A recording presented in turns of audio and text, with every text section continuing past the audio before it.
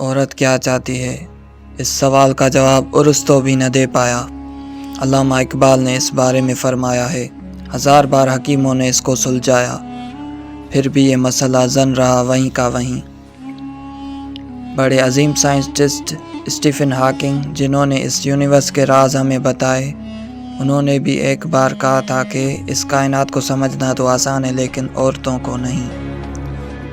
پرانے زمانے کی بات ہے کہ ایسے ہی ایک راجا بھی اس سوال کے جواب کی تلاش میں تھا کہ عورت آخر چاہتی کیا ہے، وہ خوش کیسے ہوتی ہے، کیسے ہم اسے سمجھ سکتے ہیں، اس کی مرضی جان سکتے ہیں۔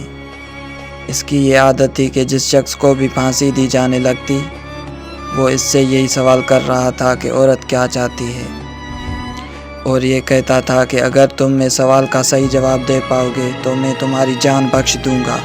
لیکن کوئی بھی کبھی بھی اپنے جواب سے بادشاہ کو مطمئن نہیں کر پایا تھا۔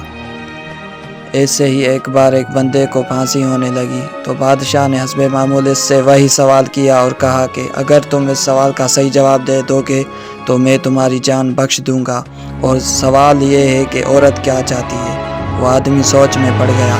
اس نے کہا کہ بادشاہ سلامت، اگر آپ مجھے کچھ دن مہلت دیں تو میں آپ کو اس سوال کا جواب تلاش کر کے دے سکتا ہوں۔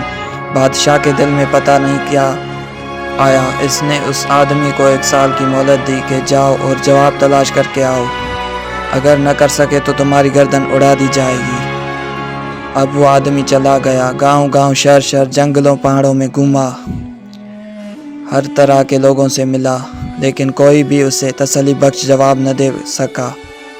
ایک دن اسے ایک دیہاتی نے بتایا کہ اس جنگل کے اندر ایک غار ہے اور اس غار میں ایک چڑیل رہتی ہے، تم اگر اس کے پاس جا سکو، اس سے بات کر سکو تو وہ ضرور تمہارے سوال کا صحیح جواب دے دے گی۔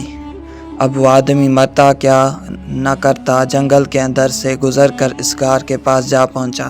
وہاں واقع ایک چڑیل رہتی تھی۔ اس آدمی نے کہا کہ میری زندگی اور موت کا معاملہ ہے کہ اگر تم مجھے سوال کا جواب دے دو گی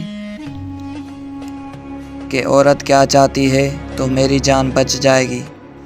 چڑیل نے کہا کہ میں اس غار میں اکیلی رہ کر تنگ آ گئی ہوں، میں ایک شرط پر تمہیں جواب بتاؤں گی کہ اگر تم مجھ سے شادی کرو گے۔ اب اس آدمی نے سوچا کہ اگر جواب کا پتہ نہ چلا تو بادشاہ کے ہاتھوں ویسے ہی جان تو جانی ہی ہے، تو مرنے سے بہتر ہے کہ چڑیل سے شادی کی حامی بھر لوں۔ شادی ہونے کے بعد چڑیل نے کہا کہ چونکہ تم نے میری بات مان لی ہے تو میں نے بھی تمہیں خوش کرنے کا فیصلہ کیا ہے۔ میں نے فیصلہ کیا ہے کہ میں 12 گھنٹے تک چڑیل کے روپ میں رہوں گی اور 12 گھنٹے تک ایک خوبصورت پری جیسی عورت بن کر تمہارے ساتھ رہوں گی۔ اب تم بتاؤ کہ دن میں چڑیل رہوں یا رات کو۔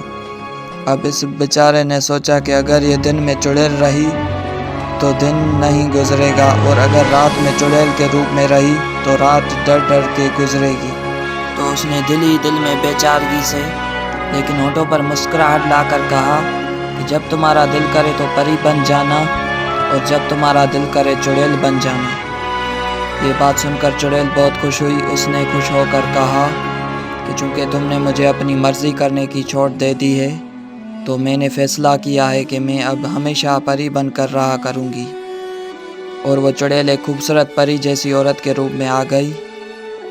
پھر چڑیل نے کہا کہ راجا کی طرف سے کیے گئے سوال کا جواب بھی یہی ہے، عورت ہمیشہ اپنی مرضی ہی کرنا چاہتی ہے۔ اگر عورت کو اپنی مرضی کرنے دو گے تو وہ پری بن کر رہے گی، اور اگر نہیں کرنے دو گے تو وہ ایک چڑیل بن کر رہے گی۔ اس لیے اب آپ اپنی باقی زندگی کا فیصلہ خود کر لیں کہ آپ نے اپنی زندگی کس طرح اور کس کے ساتھ گزارنی ہے، پری کے ساتھ یا چڑیل کے ساتھ۔